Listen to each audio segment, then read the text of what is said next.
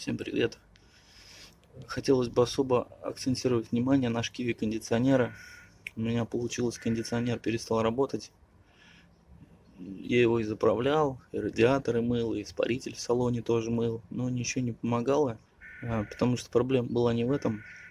Получается, здесь между шкивом кондиционера и прижимной пластиной должен быть зазор. По книжке должен быть зазор 0,3-0,6. У меня здесь был зазор 1,1.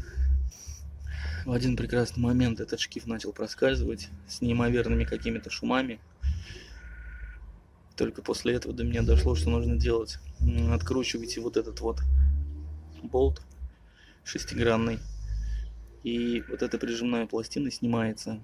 И когда она снимается, за ней на шкиву будут регулировочные шайбы разных размеров. Можно убрать некоторые шайбы и выставить зазор. Я выставил 0,3, как и должен быть по книжке. После этого все начало работать как надо. Кондиционер задул холодным воздухом.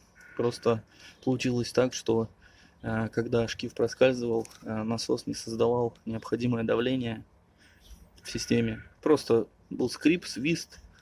И вот эта вот пластина не крутилась. Шкив крутится постоянно. Вот эта прижимная пластина прижимается. Внутри шкив, который крутит сам насос. Насос кондиционера. У старых насосов есть такая проблема, особенно на старых машинах.